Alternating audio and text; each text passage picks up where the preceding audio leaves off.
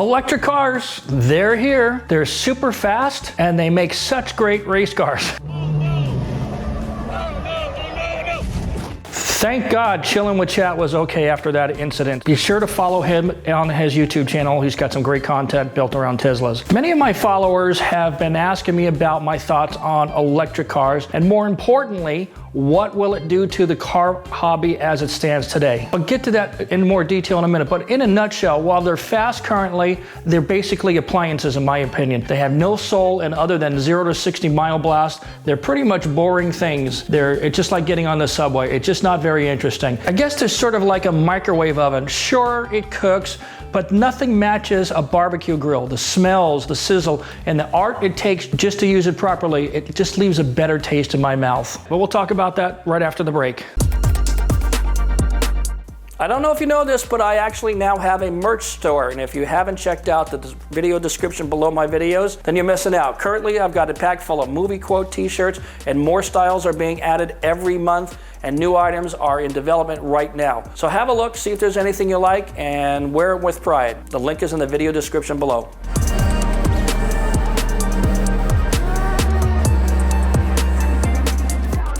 To people like me that are not politically correct, winning a race in a Tesla is like winning the Special Olympics. You're still retarded. I am shocked. Shocked. Awful, I know, but that's from the baby boomer generation, so don't hold it against me. So electric cars have their strengths and they have their weaknesses, but so did gasoline cars when they were first introduced about 110 years ago. But make no mistake, they are coming. There's no denying it. It's happening right now, and we're seeing the very birth of this right now. Governments around the world have imposed a mandate that after a certain date, car manufacturers can no longer sell new gasoline cars. So they're not going to take gasoline cars off the road. They're just going to stop making them. And in Europe, that date is in 2035. Japan has basically said the same thing, but they are rushing to see if hydrogen-powered cars are a better option, and they've been working with that since about 15 or 20 years ago, and they already have hydrogen cars on the road. California has said for their part that they'll make the move to electric by 2035. Which is problematic for many reasons. The United States as a country as a whole has said that they're aiming to be carbon neutral by 2050, which is still pretty ambitious if you ask me, looking at all the data. I've done tons of research. But that does not mean that gasoline cars will disappear overnight. For starters, the data shows today that most people keep a car for 8 to 12 years. So if you bought a new gasoline powered car on New Year's Eve in 2049, that car would probably still be on the road for 10 years or more, up to 20 years. So they're not going to disappear overnight, and they're not going to close all the gas stations overnight. It's not going to happen. And of course, the special cars, the sports cars namely, will live for maybe 50 more years beyond those deadlines. Think about it. Here in the year 2022, there are still 1950s Corvettes running around the street. There's hundreds of thousands of 1960s muscle cars still on the road, and cars going back even to the 1940s and the 30s and the 20s. And I lived through some interesting periods. When leaded gasoline was phased out in the 1970s, owners of the 1960s cars panicked. The automotive aftermarket adapted, and people changed to their valve trains and heads and all that kind of stuff. And when carburetors were replaced by electronic fuel injection using computers and ECUs, car enthusiasts thought that was the end of modifying cars. I lived through that. The aftermarket adapted again. But many manufacturers are already moving aggressively in that direction. Why is such a rush to be in the electric car market? Well, they have to be competitive, and they want to get a head start on their competitors. They really don't want to have to spend billions on R&D while they're still trying to sell the cars they already have sitting in the showroom floors. Well, they're still trying to come up with new models that they can sell before they are forced to shift to 100% electric. So they're investing in these cars that are gasoline, that are going to be dinosaurs and obsolete in 10 years. We already know a couple of companies like the Dodge Chargers and Challengers are moving to electric with the Dodge Daytona SRT concept. The SRT is scheduled to go into production in early 2025. I've seen videos, and it's going to be an interesting car. Ford introduced the Mustang Mach-E a couple years ago. I'm kind of on the fence about this thing. Personally, I thought this was a travesty. There's nothing Mustang about this porky, dorky SUV. And why do people even drive SUVs at all? 99% of the time when I see these SUVs on the road, there's nobody but the driver in the car. Why why do these people need SUVs for a Saturday trip to the mountains or something? But the Mach-E has been selling well, but just recently Consumer Reports took it off their recommended EV list due to bad reliability reports. I'm sure they'll get that sorted out though. And believe it or not, Hyundai is a player in this segment with their Ioniq 5 and 6. So is Audi, BMW, Mercedes, Volvo, and even VW, which has a car called the ID4. Even Kia is in the game. Nissan has the Leaf, Chevy has the Bolt, and Mazda has an electric SUV. So as we see, the world is moving to electrification, and there will be a period of confusion,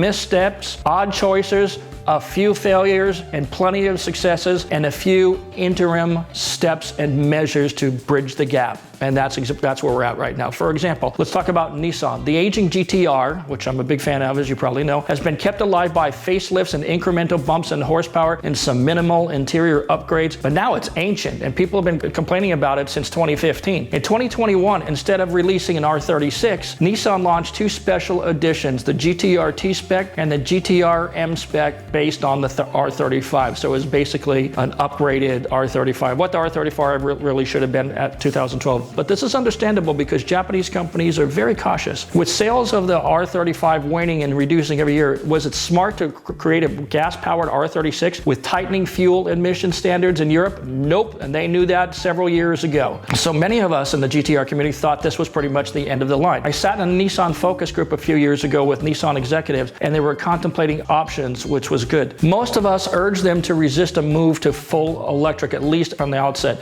Instead, we suggested probably a hybrid first. And then just a few days ago, it was announced that we will indeed get an indirect successor to the GTR, and it will be a hybrid, and it will be under the Nismo name if reports are accurate. And I'm sure it's going to cost an arm, a leg, and a vial of sperm. And I'll tell you this, it better do 0 to 60 in 1.9 seconds and have a 210 mile an hour top speed.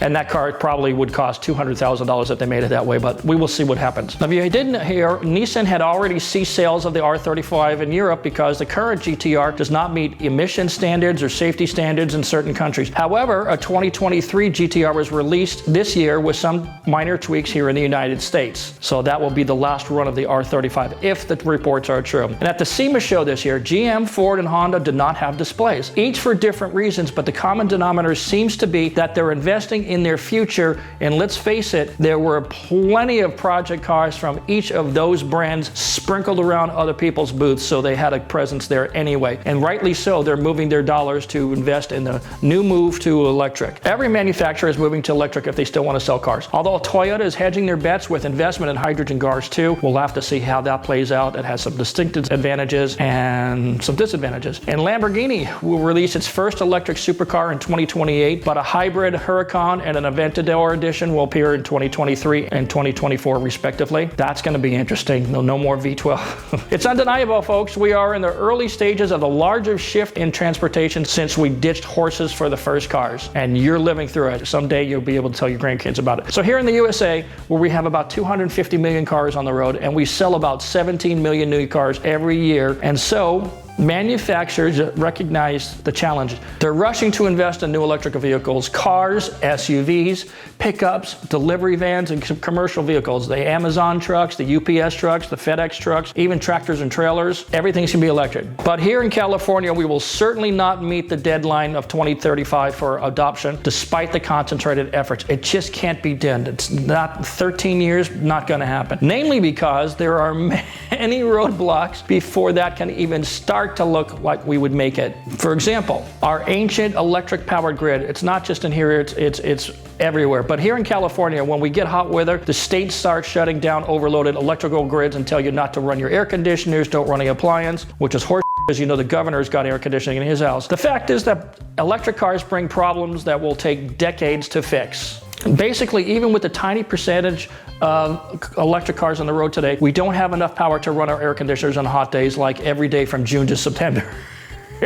And like I said, I bet the governor's house has air conditioning in the summer. He doesn't turn down his thermostat, so we got that going on. In 2021, there were only 2.3 million electric cars in the United States, and the United States consumed only 0.5% less gasoline than the year before COVID. Add 13 million electric cars into California's power grid, and California is screwed.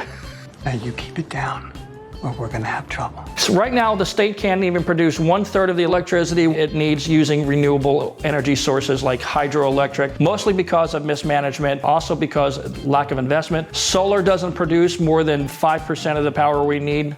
So where are they going to get this power? Where do we get our electricity when we run short? Well, we buy it from other states who are making it through coal-fired plants, through non-renewable sources like natural gas and burning coal. Why isn't California using nuclear power? Because the only thing Democrats hate more than oil is nuclear energy. And before you say nuclear energy isn't safe, consider this. More people die on elevators each year than have died in all the nuclear accidents in all of our history. Europe, after being cut off from Russia's energy source, still has resisted switching to nuclear power, but now with the crisis coming up for this winter, they're actively moving forward on reinvestment in nuclear energy. So generating the power we need is a major problem for the entire country and indeed for the world, and each country will have to figure that out for themselves. Enough of that. Let's talk about living in a world where your government forces you to drive electric cars, or should I say the switch to electric cars. Living with it daily. You drive to the energy station, wait for a slot at a charging stand, and you plug in. Depending on your car, you wait 10 minutes to 45 minutes, or maybe you plugged in at home last night and got lucky and your electric car didn't spontaneously combust and burn your house down. Yay, okay, that's a good day. You're laughing? 60,000 Chevy Bolts were recalled for catching on fire by themselves. It is a problem, but that will get sorted out. Maybe not tomorrow, maybe not next year. Then there's the problem with delivering that power to places where it's needed, places like New York City. What do you do with the people who live on the 50th floor of some high-rise in Manhattan? How do they charge their cars? That would make a long extension cord, right? Usually these buildings have underground or above-ground parking garages, parking decks. Sometimes they go up to 8 floors or more. My uncle lives in such a place. They're going to have to put charging stations in there. But how do you retrofit buildings that were built in the 1990s? That's going to take a lot of time and lots of money. And you can bet that the people who live in those buildings will eat the expense. Part of the transition, and it's going to take decades to complete that. So there are problems with charging these cars and getting electric charging stands to every residence in the country, in cities, in the boonies, in rural areas, down dirt roads, farms, all that kind of stuff. So we sort of went through this about 110 years ago. Back in 1920s, the network of gas stations was not what it is today. It took decades from the 1920s to the 1960s to get where we were with gas stations so that everybody was in the range of a gas station. So gasoline-powered cars always had to go to a gas station. Now, today, with this transition, people want home charging, and that's not a problem for, so people who have newer houses, but for everybody else, it's going to take decades to resolve. And if you want to go out like on camping and all that kind of stuff, that's a whole other deal. So there are many problems to resolve, but let's talk about the implications for the car hobby. This is what you were waiting for. So how do you accessorize your electric car? Well, you go to the accessories aisle at Pep Boys. I can't wait to see the SEMA show in 2035. It's going to be lit. Yeehaw! I can just listen to the conversations. Are those APC Altezza lights? Where did you get those neon windshield washer squirters? Are those real diamond plate floor mats? Yep, SEMA's going to be lit. Like anything, people are going to want to do cosmetic modifications of the car. But no matter what you do to your Tesla, it will still look like a female hygiene product just because of the basic shape. I don't know, man. Some of these cars... Okay, jokes aside, cosmetic mods are pretty much at the owner's discretion, so some people will like what you do, some people won't, and who cares? I'm sure we'll be seeing a Liberty Walk wide body kit any day now on a Tesla at SEMA, and when they do, when that happens, we're in a new world.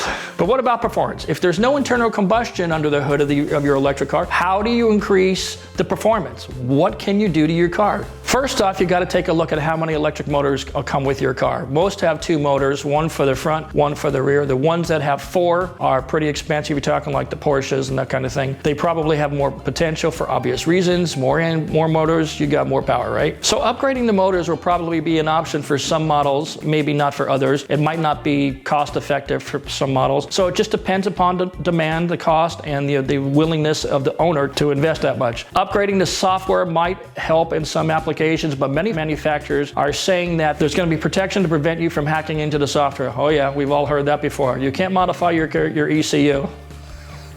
Okay. Never challenge the aftermarket, they will always win. Upgrading the batteries might be possible depending on the model and of course your budget, so there's that. But upgrading the battery and the software can only go so far until you run into other limitations in the drivetrain, such as how fast the inverter can operate and how quickly the car can translate its electric force into the spinning motors. So it's not really about changing the software as much as it is about upgrading the hardware, and that's where it's going to get very expensive. Today you can put on an intake, do a tune, some fuel injectors and all that kind of stuff in your engine for $2,000. That's not a lot. It's going to be way more with the electric cars. There might be options for upgrading your inverter as well. All of these mods though will be very expensive, so it's definitely going to price a lot of people out of the market. Will these mods be worth it? You'll have to judge for yourself, but I'm betting that most people will limit themselves to cosmetic modifications, just the way it typically turns out. But one thing is for sure, the cool sounds that today's cars make will be gone.